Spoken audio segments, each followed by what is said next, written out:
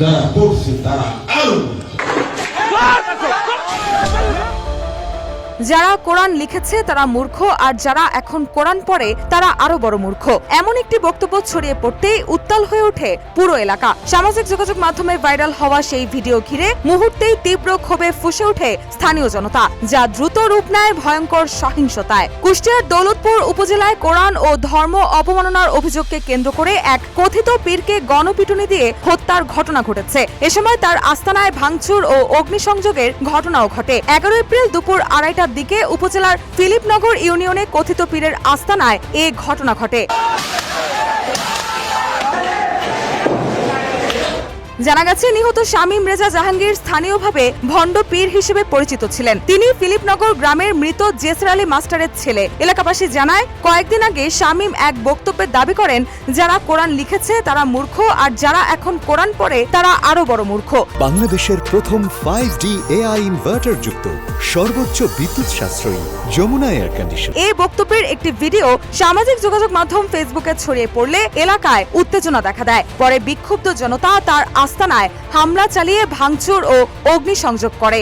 এ সময় গণপিটুনিতে শামীম গুরুতর অসুস্থ হয়ে পড়েন। পরে তাকে উদ্ধার করে হাসপাতালে নেওয়া হলে কর্তব্যরত চিকিৎসক মৃত ঘোষণা করেন।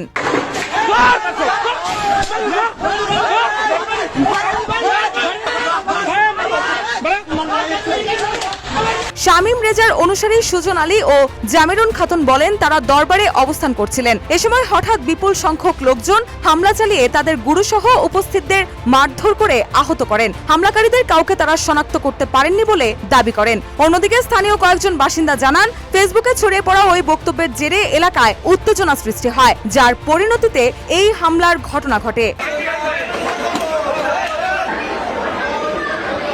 তবে এই ঘটনায় শামীম রেজার পরিবারের কেউ গণমাধ্যমের সঙ্গে কথা বলতে রাজি হননি। দৌলতপুর থানা পুলিশ জানায়, নিহতের লাশ উদ্ধার করে ময়না তদন্তের জন্য কুষ্টিয়া জেনারেল হাসপাতালে পাঠানো হয়েছে। এদিকে নিহত শামীম 2021 সালে ধর্মীয় অনুভূতিতে আঘাত সহ বিভিন্ন অভিযোগে দায়ের হওয়া মামলায় 3 মাস কারাগারে ছিলেন বলেও জানিয়েছে পুলিশ।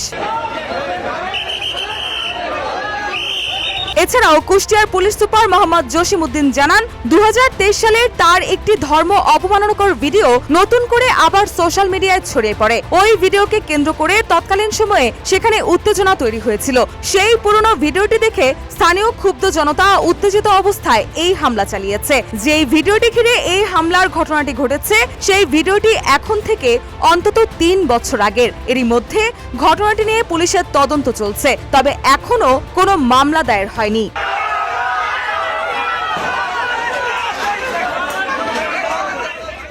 রুশা সুর, নিউজ ডেস্ক, ইত্তেফাক।